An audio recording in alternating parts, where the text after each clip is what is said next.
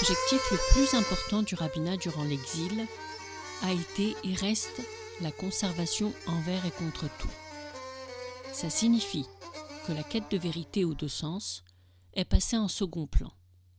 Il était question de survivre. Survivre avant de vivre vraiment. Avant de vivre vraiment, il faudra que le peuple juif puisse tout d'abord panser ses blessures de l'exil, dans lequel il a toutefois réussi à conserver la Torah et le Talmud sans ne jamais les modifier, chose qui relève du miracle. Disons que le Talmud accompagne le peuple juif depuis l'exil. C'est ainsi qu'il a pu garder ce qu'il y a de plus important dans le judaïsme, la Torah. Et le Talmud reste important aussi en soi, car il est apparu dans l'histoire comme un encadrement du peuple juif, qui a su le maintenir par le mode de vie qu'il propose. D'ailleurs, dès qu'il y eut une rupture avec le Talmud, ça a posé de graves problèmes d'identité. On peut ne pas être d'accord avec tout.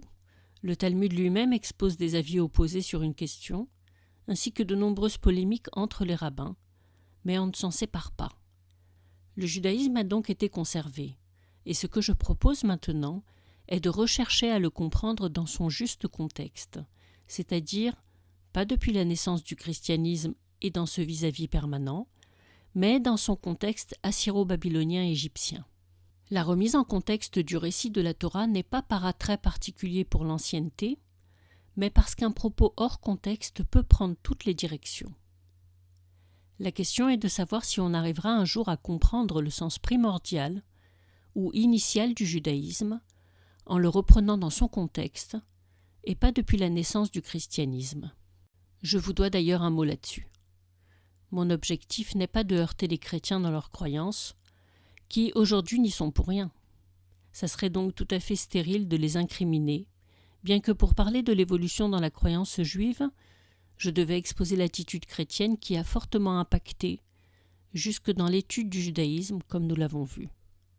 En l'occurrence, je garde aussi en mémoire un moment fort de l'histoire où le pape Jean-Paul II a eu la grandeur d'âme de se prononcer sur la responsabilité de l'Église dans la souffrance juive, en n'omettant pas d'évoquer les moments les plus tragiques, qui sont les croisades, l'Inquisition et enfin la Shoah. Il a été controversé, bien sûr, mais il est le premier pape dans l'histoire à avoir eu cet égard envers le peuple juif et a dit en visite à la synagogue de Rome « Les Juifs sont comme nos frères aînés chéris ». J'aurais souhaité également entendre de la part de l'Église qu'il ne faut pas confondre dans les évangiles pharisiens et juifs, dans l'unique but de faire cesser, enfin, l'antisémitisme, et ce, en gardant à l'esprit que les pharisiens eurent leur mérite eux aussi. Revenons à notre question. Arrivera-t-on un jour à reprendre l'étude de la Torah dans son contexte, assyro-babylonien, égyptien? En raison du temps qui est passé depuis les deux exils, tous les paramètres de la réalité ont changé, et pas tout le monde a envie de se replonger au cœur de l'Antiquité très reculée.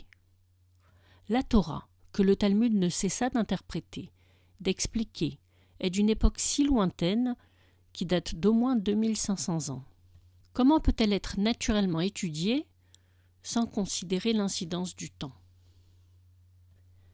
Au niveau de la loi, le Talmud a fait des ajustements pour qu'elle puisse continuer d'être conservée.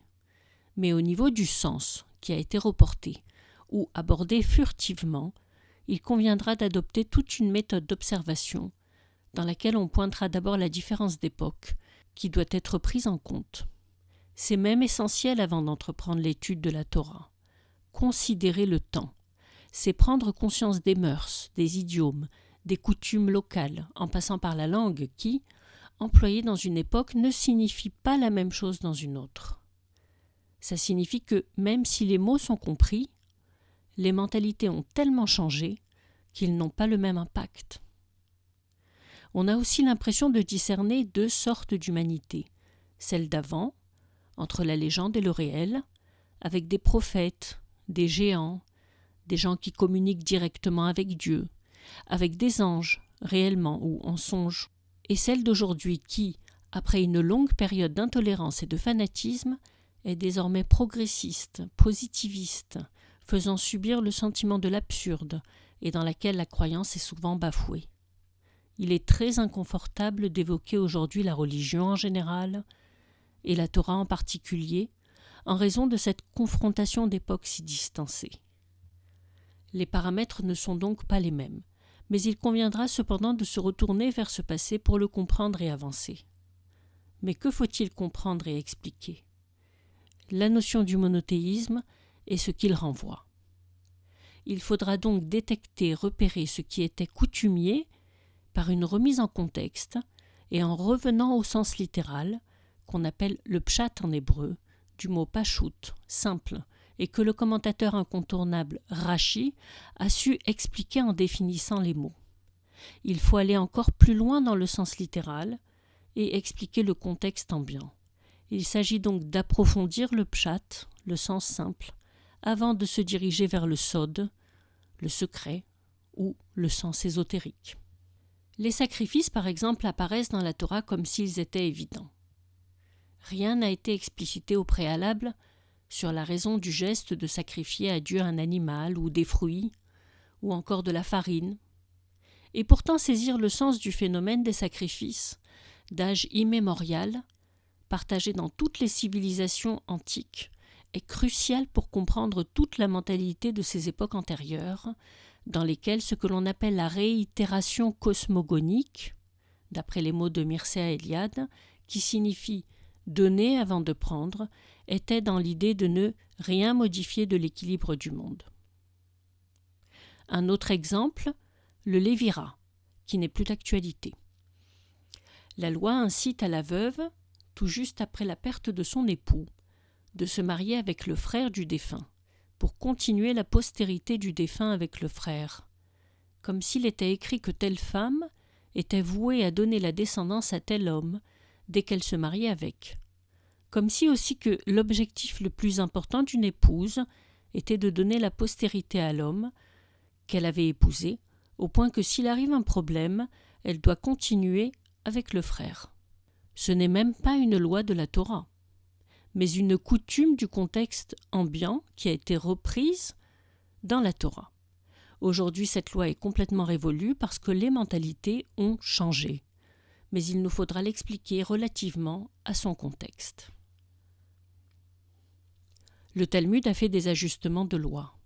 Il a rendu la loi du lévira caduque, tout comme la polygamie, qui est depuis un moment interdite. L'intérêt est, en redéfinissant le contexte ambiant, de se donner les moyens de saisir les messages primordiaux et initiaux de la Torah et de comment les Hébreux se sont démarqués des autres peuples, pourquoi et dans quelles circonstances. C'est uniquement à partir de cette clarification que l'étude du sens de la Torah pourra commencer. Encore un dernier exemple, la croyance. Qui ne croyait pas en ces temps-là ? Tout le monde croyait. Disons même que dans un monde non intellectualisé, où règne l'esprit de dissuasion, on croyait en tout et n'importe quoi. On croyait trop, abondamment. On s'échangeait non sans superstition les dieux pour demander meilleur profit, suivant le mode de la rétribution. La question n'était donc pas de croire ou de ne pas croire comme aujourd'hui, mais de savoir qui était le dieu valable, le meilleur, entre guillemets, le plus profitable, et le courant du questionnement d'une époque à une autre, dans des contextes spécifiques, modifie totalement l'impact d'une réponse probable. Pour ce qui est du monothéisme des Hébreux, il a commencé avec une contre-croyance. Abraham cassa les idoles de son père. Ce n'était pas une question d'intolérance, comme on veut bien le faire croire aujourd'hui, mais de réfuter l'idée summum du monde polythéiste, dans lequel les hommes vivaient dans l'illusion des croyances faciles et naïves, et qui conduisaient à des excès, au sacrifice humain par exemple, ou à savoir que l'homme peut être considéré comme un dieu. De fait, le monothéisme chez les Hébreux arrivait tout d'abord comme une contre-croyance pour contrer ces gestes et attitudes. Ainsi, la prise de conscience du temps aidera à comprendre plus justement des notions anciennes. Rappelons par ailleurs qu'on a souvent voulu faire croire le contraire, à savoir que l'histoire, le contexte, n'avait aucune incidence sur le fond des choses et qu'on pouvait trouver la Torah invariablement actuelle et, le plus séduisant encore, de l'interpréter à l'infini. Je le dis sans détour, c'est tout à fait faux. il y a des interprétations illégitimes, des conclusions hâtives, faciles, égocentriques. Et c'est du moins une recomposition qui donne des résultats parfois étranges, pour ne pas dire absurdes, qui indiquent souvent un arrêt dans le temps ou un mélange des temps et donc des notions. Et beaucoup de problèmes sociologiques s'ensuivent. Il y a effectivement certaines idées qui traversent le temps, nous en parlerons, qui gardent la même teneur, mais ne signifient pas la même chose quand elles sont hors contexte. Et toute interprétation, si brillante soit-elle, est susceptible d'être aléatoire lorsqu'elle est déconnectée, autrement dit lorsqu'elle n'a pas été bien définie dans son contexte.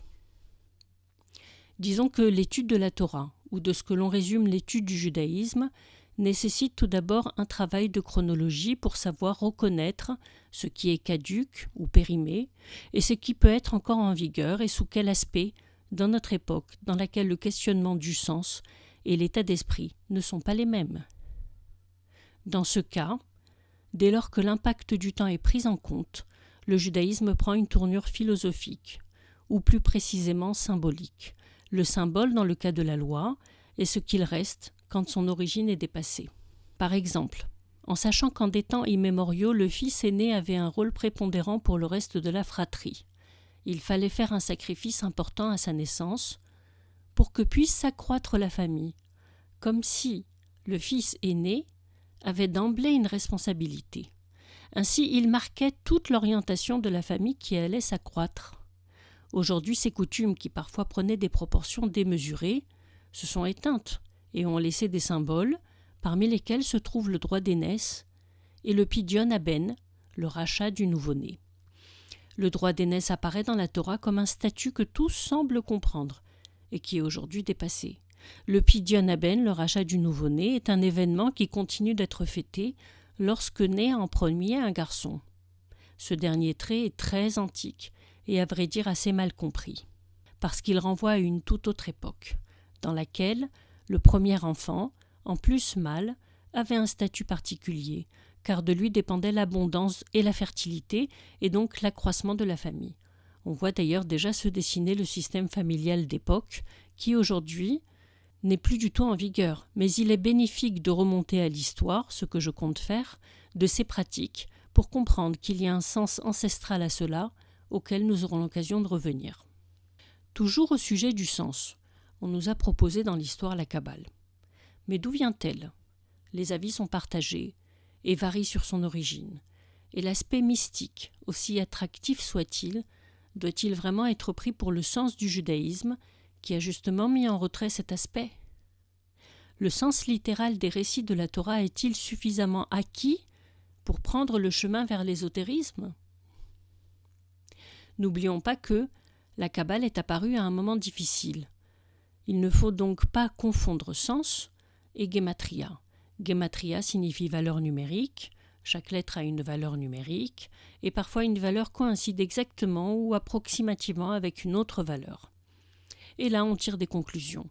La gematria sous-entend ainsi que la foi est mathématique, et qu'on a des preuves. Repoussons loin de nous ce raccourci qui n'est autre qu'une facilité. La gematria ne devait pas avoir d'autre fonction que de donner un peu de piquant et d'attractivité à une étude longue, sobre et laborieuse. Elle est une sorte de jeu de mots ou de calembour qui émoustille, mais qui ne devait pas prendre plus de place, et surtout pas la place du sens, comme il a été le cas au moment des crises messianiques qui ont tant blessé le judaïsme. Certaines personnes se servent fièrement de la gematria pour impressionner, pour faire croire qu'ils détiennent la vérité. Repoussons cette méthode de soi-disant preuve, qui par moments ressemble à de l'art divinatoire, et laissons place à la réflexion humaine, qui exige avant tout de la modestie, et qui doit plus globalement repousser tout ce qui semble facile ou trop séducteur. On ne répond pas de la question de la foi, surtout aujourd'hui, avec le grand décalage du temps, dans une époque positiviste et progressiste, en un tour de main, mais avec des doutes qui parfois nous feront avancer, au moins en maturité. L'étude du sens nous permettra d'indiquer ce qui est caduc, dépassé, et d'arrêter les comparaisons hâtives, c'est-à-dire celles qui ne prennent pas en compte le temps et qui pourraient justifier des attitudes complètement divagantes. La Torah en hébreu a été conservée, sans aucune modification. chose qui n'était pas évidente quand on sait qu'en 1701 déjà, il existait 30 000 variantes et traductions de la Bible. Il y a donc un grand mérite à la conservation de la Torah, en hébreu, sans aucune modification, sans doute grâce aux rabbins et à leur combat. Espérons seulement que l'esprit de conservation, qui force l'admiration, ne vienne pas arrêter définitivement l'esprit du sens, de la recherche de la vérité, ultime et tant attendue, qui requiert beaucoup d'espace et de recul, et qui, dans le respect, nécessite d'avoir une vision globale de l'histoire et de consulter, au besoin, d'autres cultures pour prendre le temps d'observer et de comprendre le véritable bien fondé du judaïsme, tout d'abord à son origine, et ensuite dans le temps.